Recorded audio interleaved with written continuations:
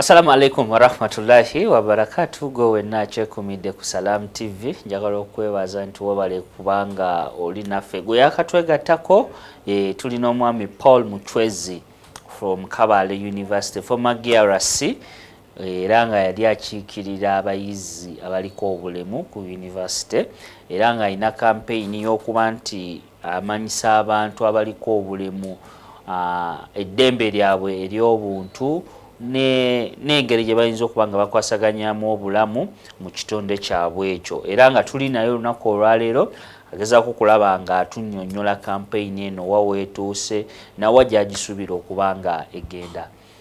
So wetwakomye nga you are looking for the financial support okuba nti oyambako okubali abantu bo b'okiikira like ngo bakuyita is it kubasakira. So buli muntu yenna atandika ekintu aba amanyi nti if I get I will do this. But I want to ask you a simple question.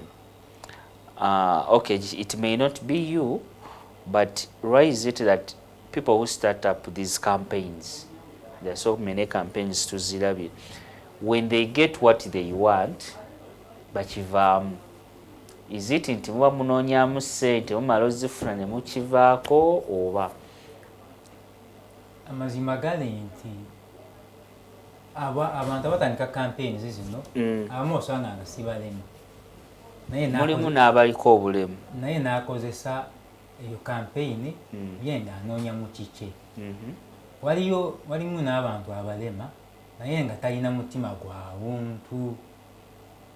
So naye bwafuna ekiki akola ki nga naye ali bw'atyo kasita afuna because abasinga bo they start like nga woyogedde nga balina boogera bulungi we do this the moment they get that ka financial support nga naye abadde alaba mu nsawo talina kyalinamu ng'agamba mu abamanyi era gye bali kubanga ewaffe waliyo omusajja naye yatandika akaweefube ng'ono naye yafuna ssente kati ne bw'omukubira essimu temukwata masimu tagikwata ate ali capable of helping us. Naye ndaba n'omusajja we waffe amanyi bulungi yali ansomesako ng'ali ticca wange naye kati yafuna omulimu munene ya representing PWDs ku NRM naye kati omukubira essimu n'agamba pretending as if he's very busy. So we want it to be the same case with Paulo Muchwezi. Now we try to call you, esimu tokyazikwata, tokyalina we tulina kusanga. Want it to be the same case with you? Okay, how do you assure the viewers? Amazima gali nti ffe kye tukola tulinamu akantu k'obuntu munda mu mutima. Waliyo abantu abatuyamba okutuuka wano we tuli. So nange ngamba, how can I give back to those people? Okay. Oyinza osanga oyo omuntu eyanyamba talina mwana ng'aliko obulemu oba alina ssente nnyingi, I can't give him back in terms of money. So nengamba kati kyemba nkola, let me also uplift other people. Nange mbayambe mbeeko we mbatuusa.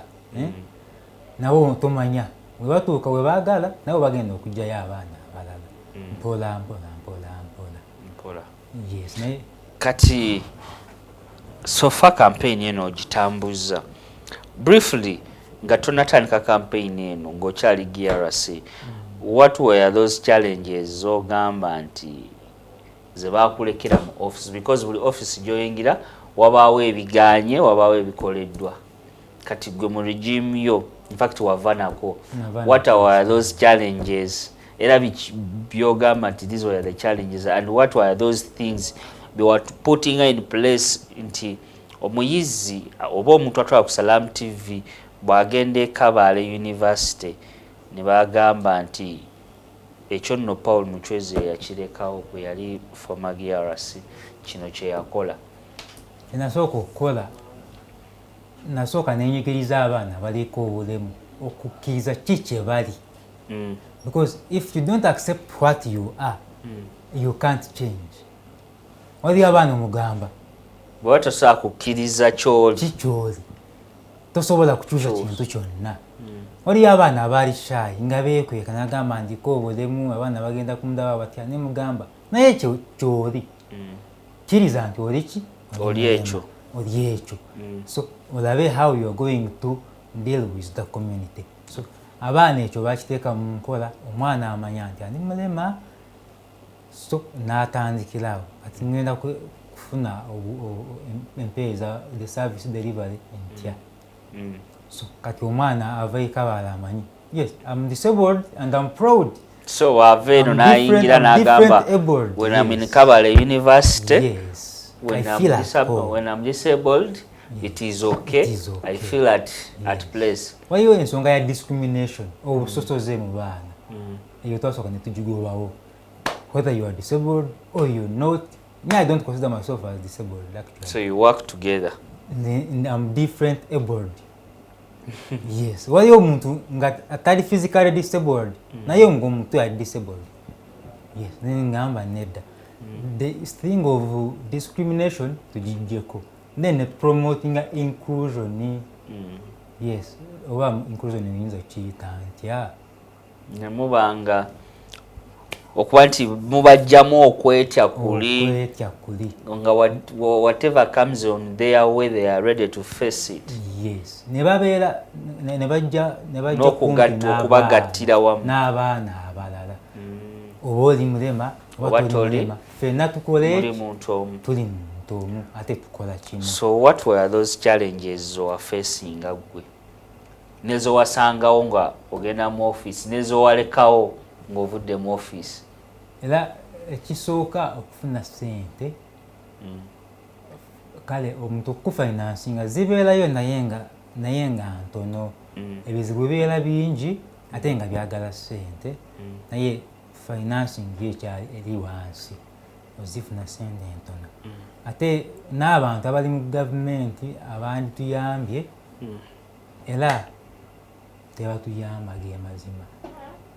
Tajja akugamba nti representinga PWDs naye n'omugamba naye watukoleddeyo kaki tuli wano tubonaabona tusula bubi tulya bubi naye tasobola tuyamba nga batuukayo ne batwerabira.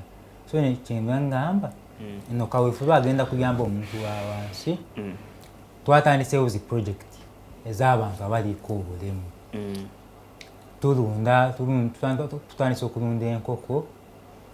Waliwo honorable naye yavaako bamuyita Hudu Katuulamu yazimba amaka home of people with disabilities gali eyo Mbarara Nkoko Njeru. So gye tugenda twatandisewo okuyigiriza abaana abaliko obulemu. So mubawa skills. Yes. Kubadde tasobodde kugenda ku ssomero mu secondary ku university naye the technical work to be keeping up these technical skills okuma saloon okusala enviiri okusiba enviiri z'abakazi then n'okukola gino emisweta n'endala engoye. Yes, kati omuntu oli akulaba ayinza okuba student ayinza okuba omuntu wa bulijjo because kati oli mu capacity ya student ogenda fuluma afunya atya chance okuba nti campaign eno agyegattako naye n'abanga atambuza message eri abantu? Era omuntu yenna ali eyo wabweru nga ayagala twegattako tuli open.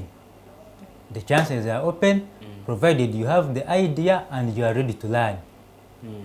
Waliwo omuntu abeera nga tayagala kuyiga nga yagala kusigala nga kyekimu nedda oyo tetumwagala kasita gw'oli eyo ng'oyagala kuyiga jangu otwegatteko ku nkomerero tugenda kubaleka ate ali eyo ayina okuba nga alina smartphone nga oba talina because ebintu ebibiraka bitambulira nnyo ku internet kati ayinza okuba ali eyo ayagala akole namu eki but talina access to internet. Kati ono tebyetaagisa oba olina simu oba togirina tekyetaagisa smartphone oba oli ku internet. Those ones who are on internet we can deal with them but then now we are bridging the gap between the elite group n'abantu bafa bali mu kyalo kitegeera. So tugenda mu communities ne tubagamba so tekyetagisa simu wolina kana akasimu kwa akatini oyinza okutukubira n'ogamba Paulo ndi wano nina buno obuzibu oba njagala okusoma still you can call me netukola ki nenkwatagana naawe kati bwe wali GRC woyinako connections and networkings owakola with other universities. Yes. Nga mulimu abaana abaliko obulemu ne baba tebaliko obulemu but just nga they are students ne muba nga you socialize. Actually twatandiseewo association ey'abaana abaliko obulemu mu universities zonna ne tertiary institutions mu Uganda under one forum. So twagala tugende mu communities nga tusomesa abantu nga tutusobolereza kumpi n'abantu tujje mu university kubanga ffe waliwo we tutuuse and I think we can open ways for other people, our brothers and sisters abali wansi nga tebasobola bufuna. So forum egenda yambe etya abayizi era bwe bange ekulaakulanye tugenda kubanga tusobola okwaweererako ku school fees then ekirala tusomesa abantu the rights how they can keep the rights of PWDs n'okubalabirira those people baagala okubalabirira and it is not a one day thing kitwala obudde kiwanvu naye nze kyemanyi kasita obeera ng'oli mumalirivu nga mumanyi ki kyemwagala ate emitwe ebiri esinga gumu kati twegasse oli nalyomu kati ne twegatta era nensuubira it will be a success with time. Okay. Yes. So what are those people you say that okay these people have been helpful mu journey yange bwabufuna obwa GRC n'obuvaamu those people you say that okay they have come on board for the campaign and they are willing to spread their awareness? Actually abantu abasooka Kabale University yambeereddewo ge mazima yambeereddewo then oyo Honorable Hudu Katulamu naye yambeereddewo kubanga yatuwadde ekifo wa otuyinza okukolera projects zaffe nga tetusasudde wadde 10. Yes. Then other media personnel nabo batuyambye era nabwe Ibrahim Mukama akuwa emikisa kubanga bamuyambye nompa platform nenjogera eri abantu ne bagamba waliwo ekintu kino nekiri kyetuli mu kukola.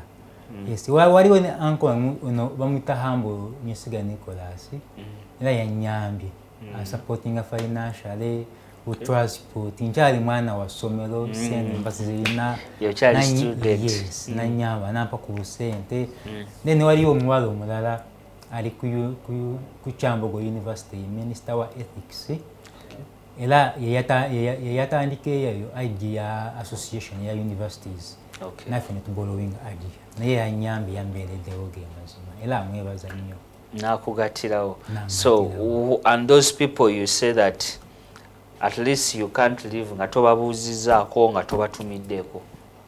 nsoosa abazadde bange bali eyo Isinjiro kubanga nze nva side z'Isinjiro eyo muyita Kansime Ignatius then mune bona bana Judith bambeereddewo nabo ne banyamba mu bintu bino kubanga omuzadde bw'omugamba nti waliwo kawefeewo gye nkola abangi babeera banga kwonoona budde nokubonoonera ssente abaalaba. Yes. Naye abazadde bange bambeereddewo ne brother wange bamuyita Ignatius naye yambeereddewo ampa ku ssente ampa ku data spreadinga kaweefube yange na bonna abambeereddewo mu kaweefube eno mbasiima era mbasuubiza tetugenda baswaza. Okay. Yes. So what are the future perspectives zogamba nti foundation gye mwakola yagatta ba students bonna abaliko obulemu abali mu tertiary institutes ne university omuntu eyo alaba yagala amanyi biki bye muluubirira okukola mu maaso? Ekisooka kwe kuyamba abaana abaliko obulemu babeeko we batuuka oba abeeko kyebeekolera bave kubanga ba beggars kubanga twawulira omwana aliko obulemu amanyi nti oyo abeera musabirizi. So ekyo twagala kijjako that's the biggest mission. Babeeko kyebeekolera bave mu kusabiriza. Yes. Okay. Your last remarks eri abalabi ba Salam TV? My last remarks muntu yenna alyeyo nga ayagala tweyungako tukusaba twegatteko ate bw'oba ng'olina akantu konna k'osobola okukolera omuntu aliko obulemu tukusaba muyambe tomanye enkya ebintu biyinza okukyuka because at any time you are at high chances of being disabled.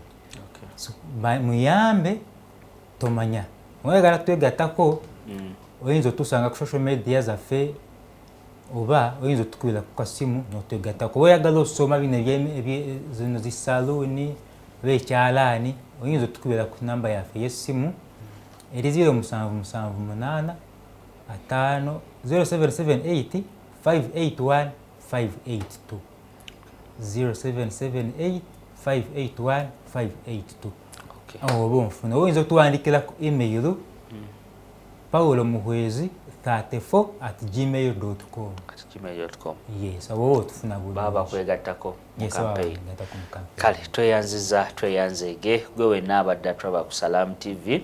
Njagala okwebaza program ya leero bwetyo bwetambudde kansubire gwe abadde alaba ofunyemu ekyokuyiga era ayina akisha yatugambye nti osaawa yonna osobola okufuuka omuntu aliko obulemu naye tekikujjaako nti oyina capability okubaako kyokola. Amanya Ibrahim kulaba nange bonna betukoze nabo tusinkane ate omulundi oguddako mbagaliza akawungeza akalungi. Assalamu alaikum wa rahmatullahi wa barakatuh.